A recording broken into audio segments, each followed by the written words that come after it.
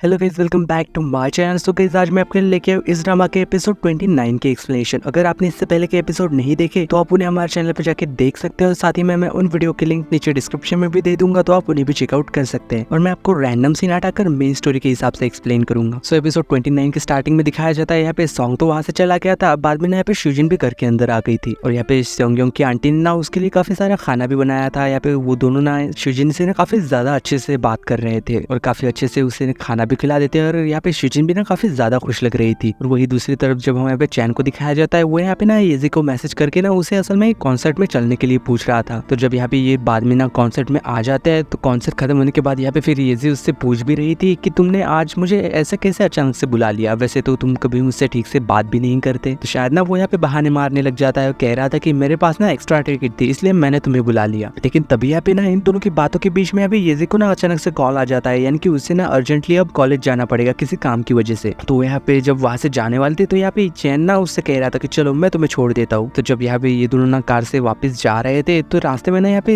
ये अपने खुले वाले बाल बांधने लग जाती है। लेकिन जैसे ही वो यहाँ पे कार का मिरर डाउन करती है ना, तो यहाँ पे वो ना चैन की और शुजिन की फोटो देख लेती है वहाँ। और शायद ना ये देख के वो तो काफी जेलस हो गई थी, इस वजह से वो भी यहाँ पे अपने बाल ना खुले छोड़ देती है, क्योंकि शुजिन के भी बाल ना असल में खुले ही थे। और वही दूसरी ओर जब हमें पे सॉन्ग को दिखाया जाता है, वो ना यहाँ पे शुजिन के पास कॉल कर देता है और उससे कह रहा था कि मुझे लगा नहीं था कि फायर डिपार्टमेंट में मुझे इतनी जल्दी एक अर्जेंट काम आ जाएगा, माफ कर देना। शुजिन तो कह रही थी कि अरे कोई बात नहीं, और वैसे भी तुम्हारे अंकल आंटी ना काफी ज्यादा अच्छा है, वो मेरा ना काफी ज्यादा अच्छे से ध्यान रख रहे हैं, तुम जरा भी टेंशन मत लो। सॉन्ग भी कह रहा था कि मुझे तो ये बात पहले से ही पता थी कि तुम ना उन्हें काफी ज्यादा पसंद आने वाली हो। और ऐसे ही ना वो थोड़ी देर तक काफी अच्छी अच्छी से बातें करने लग जाते हैं। लेकिन कुछ देर बाद जब यहाँ पे शुजिन ना सो गई थी, तो बाद में जब हमें यहाँ पे नेक्स्ट मॉर्निंग दिखाया जाता है, वो यहाँ पे ना भागते हुए कहीं जा रही थी। शायद ना वो यहाँ पे उसके हॉस्पिटल जाने के लिए ना काफी लेट हो चुकी थी। लेकिन तभी यहाँ पे ना रास्ते में चैन वहाँ पे आ जाता है और कह रहा था कि चलो तुम वैसे भी काफी लेट हो गई हो, मैं तुम्हें छोड़ देता हूँ। तो फिर जब वो वहाँ से जा रहे थे तो यहाँ पे शुजिन ने उससे पूछ रही थी क्या कल तुम घर गए थे। वो कह रहा था कि नहीं, पर मॉम ना मुझे पहले ही बता चुकी है कि सॉन्ग की वजह से ना तुमने हमारी फैमिली के साथ रिश्ता तोड़ दिया, क्या मेरे साथ भी तुम ऐसा ही करोगी। पर यार शुजिन तो कह रही थी कि ऐसा कुछ भी नहीं, मैं हर हफ्ते ना उनसे मिलने जाया करूंगी। पर फिर भी यहाँ पे वो तो कह रहा था कि ये सारी चीजें ना यूजलेस होगी, क्योंकि अगर तुम रोज भी वहाँ जाओगी ना तो भी शायद ना मॉम तुम्हारे और सॉन्ग के लिए कभी मानेगी ही नहीं, चाहे तुम कुछ भी कर लो। तो यार वो कह रही थी कि तुम क्या चाहते हो, क्या मैं उसे छोड़ दूं और मॉम से जाके माफी मांग लूं। तो वो कह रहा था कि नहीं, मैं ऐसा नहीं चाहता। तो इस बात पे वो तो पूछ रही थी कि क्या तुम मेरे साइड पे हो